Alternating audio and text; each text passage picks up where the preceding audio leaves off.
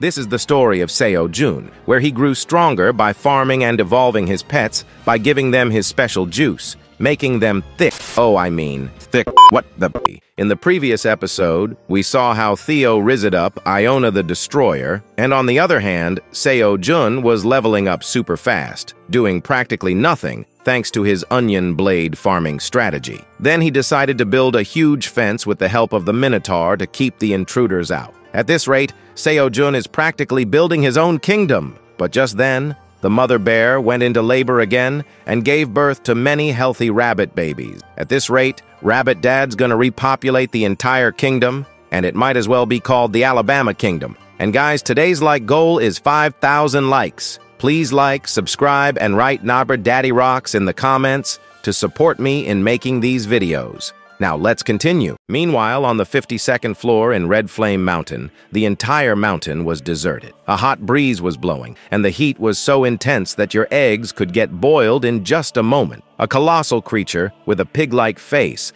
engulfed in roaring flames, who took training from Endeavor-san, was standing there, showing his vast belly. In front of him stood Taijun, unflinching. Seeing Taijun, the creature started to laugh, addressing him as a mere bug from outside the power circle, saying, "What are you doing here? I thought you must have been dead by now from my flame poison." Taijun, with a smile on his face, thanked the pig, saying, "Because of your ranking, I barely used to get any rest, and all thanks to you, I had a really fun and enjoyable vacation. I really enjoyed it." Then, Taijun tauntingly asked if the pig was living a comfy and happy life with just one of his eyes open. This pissed the pig off, but it wasn't the end. Taijun continued his mocking, saying, "How much did you eat? I can smell the barbecue grease all the way here. You!" And he started to laugh. Now this really angered the fatso. Enraged, the creature's flames intensified as it screamed, "Screech! You! I will make you regret appearing before me!"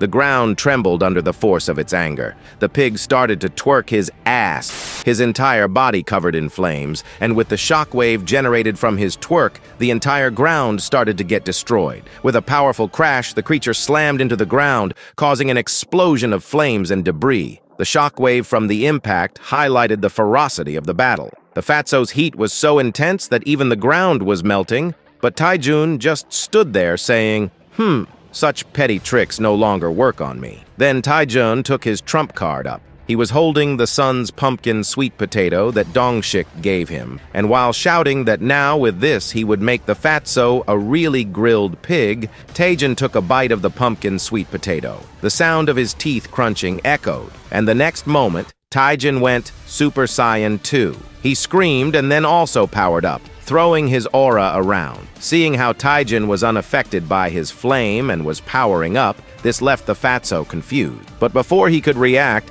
Taijun dashed toward him at full speed, ready to chop some pig. But the fatso, being the boss of the 52nd floor, summoned a huge wave of lava toward Taijun. The wave was so huge that Taijun could literally surf on top of it. But Taijun didn't even try to dodge the attack. In fact, the flame engulfed Taijun, and while the flame swallowed him up, the pig stood there watching, thinking he had won and getting happy. Then he started to mock Taijun, saying, "Now who's getting roasted and becoming a barbecue, huh?" But to his surprise, undeterred, Taijun charged forward once more, a trail of fire following in his wake. A sinister smile spread across Taijun's face, and with a deep voice he said, "Didn't I say that your flame will no longer work on me?" With that, Taijun punched the pig's fat ass. Although the pig was surprised, it didn't have much effect on him. His fat absorbed all the impact. The next moment, he grabbed Taijun with his claws, surprising Taijun. But it wasn't the end.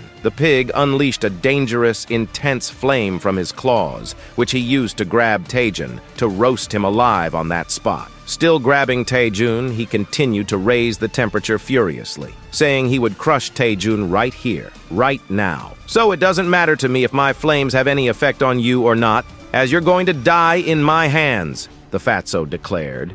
But Taijun, well, he was smiling and very calm, saying it had been so long since he last fought that he almost forgot something. Suddenly, a magic circle formed around Taijun's body, and energy balls started to hover around the pig. In just a matter of seconds, the energy balls multiplied, and hundreds were now hovering above the pig's head. Then, with a confident smile, Taejun continued his sentence, revealing he is a wizard, not a fighter. But before the pig could say or do anything further, it was too late. All the energy balls crashed into the pig like a swarm of bees, stinging him, and he was also paralyzed, unable to move. The next moment, we see the pig was dead, his tongue hanging out, and Taejun stood triumphantly over the roasted pig's body. Just then, the system notified him that he had defeated the boss of the 52nd floor, and the burning wild boar curse was lifted. On top of that, the land burned by the curse of the wild boar also got restored. We saw the deserted, barren land slowly rejuvenating. Grass was growing and all the trees were regaining their health, slowly becoming vibrant again. Additionally, the curse on Taejun's body also disappeared. The huge flame tattoo that was on his body vanished. Finally, for the first time in a decade, he was feeling fresh and good, and seeing the land getting restored. He thought,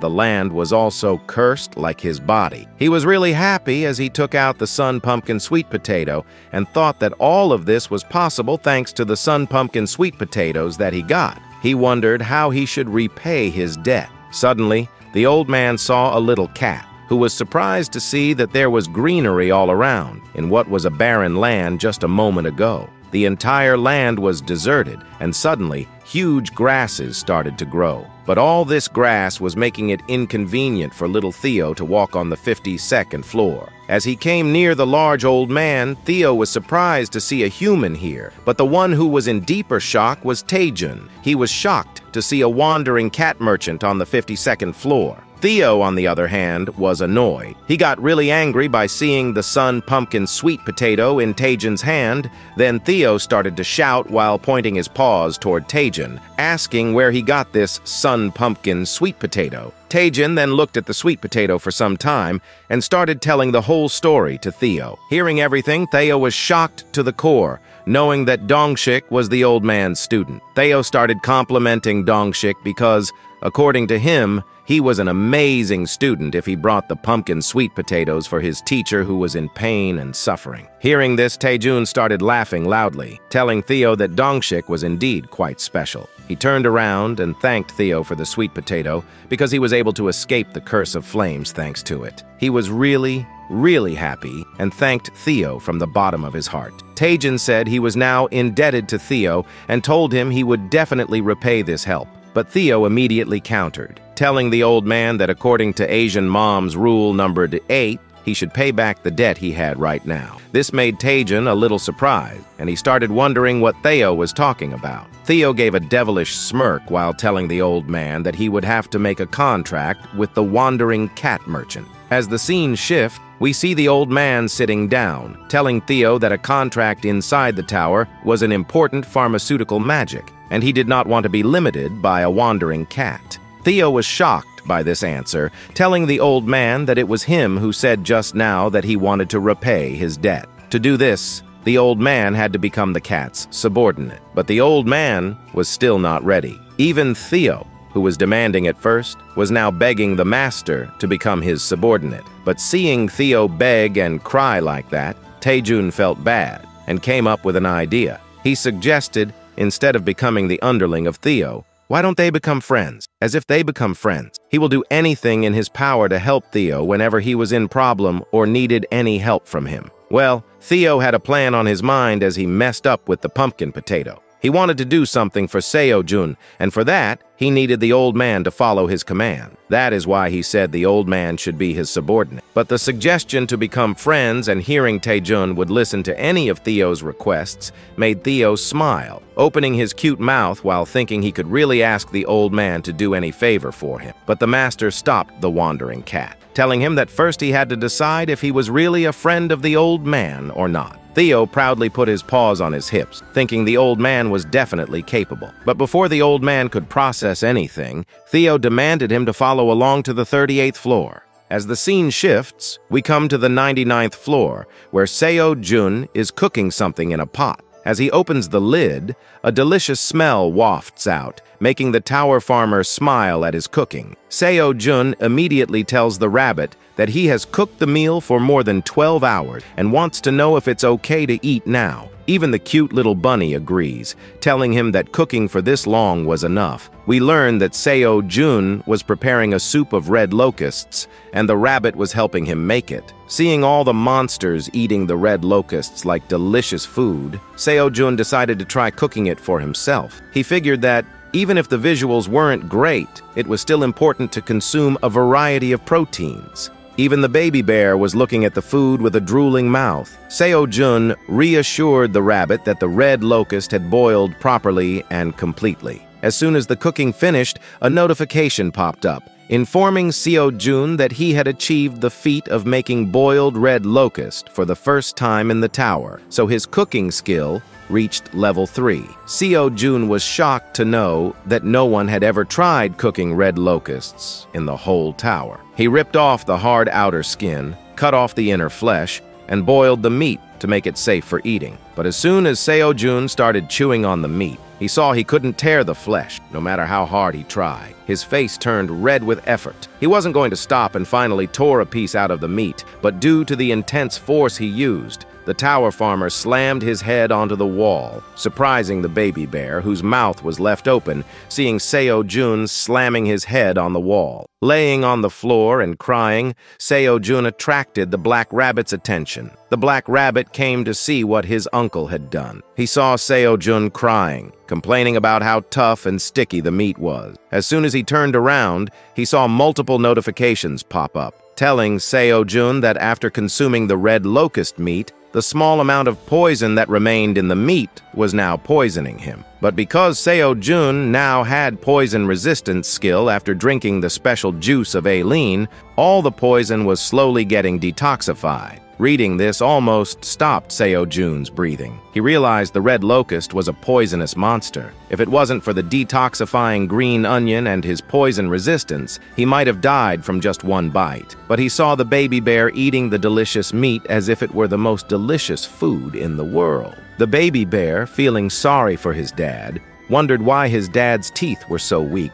that he couldn't even eat this so soft and fluffy meat. Seo-jun just sat there and fumbled, explaining there was a difference between humans and the creatures of the tower. Finally, the long-awaited result came out after repeated failure. Although Seo-jun was unable to eat the meat of the red locust, at least he could try the soup and taste how the red locust actually tastes. Seo-jun offered the soup made of red locust meat to the mother rabbit, who was taking care of the new baby. He told the rabbit parents that when their bodies were tired, something soft to eat was better, so he wanted the rabbits to cool the soup down in their room and eat. Hearing that, the rabbits thanked Seo-jun with their whole hearts. We learned that this new recipe was called Red Locust Soup. A pop-up informed Seo-jun that he had obtained the achievement of making red locust soup, which was made by thinly slicing red locusts, green onion, and sweet potatoes, boiled for a long time to blend all the ingredients harmoniously and increase the overall effect.